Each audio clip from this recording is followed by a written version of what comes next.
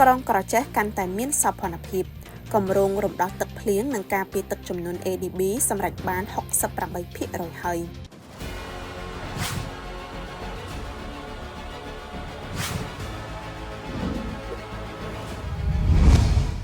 គម្រោងអភិវឌ្ឍក្រុងរបៀង4ក្រោមជំនួយធនាគារអភិវឌ្ឍអាស៊ី ADB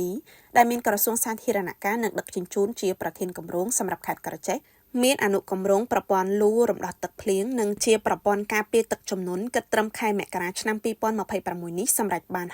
68% នេះបើតាមការបញ្ជាក់ឲ្យដឹងពីលោកជួបផលីនអនុប្រធានមន្ទីរសាធារណការនិងដឹកជញ្ជូនខេត្តក្នុងដំណើរការអញ្ជើញចុះពិនិត្យវឌ្ឍនភាពនៃដំណើរការអនុវត្តការសាងសង់អនុគម្រោងសាងសង់បណ្ដាញលូនិងស្ថានីយ៍បូមទឹកភ្លៀងក្រុងក្រចេះនាពេលថ្មីៗនេះដែលដឹកនាំដោយឯកឧត្តមវ៉ាថនអភិបាលខេត្តរួមនឹងសហការីលោកជួបផលីនបានបន្ថែមថាសម្រាប់អនុគម្រោងសាងសង់បណ្ដាញលូនិងស្ថានីយ៍បូមទឹកភ្លៀងក្រុងក្រចេះបានបើកការដ្ឋានសាងសង់នាថ្ងៃទី5ខែមិនិនាឆ្នាំ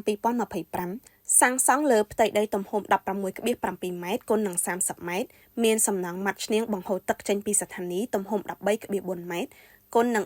18.5 ម៉ែត្របំពាក់ម៉ាស៊ីនបូមទឹកចំនួន3ម៉ាស៊ីនមានសមត្ថភាពបូមទឹកបាន 1380 ម៉ែត្រគូបក្នុង1ម៉ោងក្នុងនោះមានចាក់ផ្លូវបេតុងចូលស្ថានីយ៍ប្រវែង110ម៉ែត្រទទឹង 7.5 ម៉ែត្រសាងសង់នៅបណ្ដាញលូបេតុងប្រអប់មេប្រវែង 1123 ម៉ែត្រសាងសង់បណ្ដាញលូប្រមូលទឹកតភ្ជាប់ជាមួយបណ្ដាញលូចាស់ប្រវែង 496 ម៉ែត្រនិងសាងសង់ប្រឡាយទឹករៀបថ្មទំហំទទឹងបាតប្រវែង 1.5 ម៉ែត្រជម្រៅ3ម៉ែត្រប្រវែង 220 ម៉ែត្រសរុបបាន 99 កណ្ដាក់សញ្ញា 98%សាងសង់ផ្លូវបេតុងប្រវែង 1300 ម៉ែត្រទទឹង8ម៉ែត្រនិងដាក់ភ្លើងបំភ្លឺដើម្បីបម្រើដល់តម្រូវការរបស់ប្រជាជនក្នុងក្រុងលោកបន្តទៀតថានៅមានអនុគម្រោងកែលម្អក្រុងថែមទៀតផងដែរដែលកំពុងដំណើរការសាងសង់សម្រេចបាន 60% ត្រឹមពេលនេះមានប្រសាសន៍បន្ថែមក្នុងដំណើរពិនិត្យវឌ្ឍនភាពសាងសង់នេះឯកឧត្តមវ៉ាថនអភិបាលខេត្តបានគូបញ្ជាក់ថាសមិទ្ធផលទាំងនេះគឺជាគោលនយោបាយរបស់រាជរដ្ឋាភិបាលក្នុងការលើកកម្ពស់អនាម័យសុខភាពសោភ័ណភាពបរិស្ថាននិងជីវភាពប្រជាពលរដ្ឋក្នុងខេត្តក្រចេះហើយការដាក់ចេញនេះគឺដើម្បីរំដោះទឹកភ្លៀងពីក្រុងការពារការជន់លិចក្នុងរដូវវស្សាជួយបញ្ជៀសការលិចលង់ក្នុងក្រុងលើកកម្ពស់អនាម័យសុខភាពសោភ័ណភាពនិងជីវភាពប្រជាជនក៏ដូចជាជួយជំរុញសេដ្ឋកិច្ចក្នុងក្រុងទាំងមូលក្នុងការស្រូបទាញអ្នកវិនិយោគ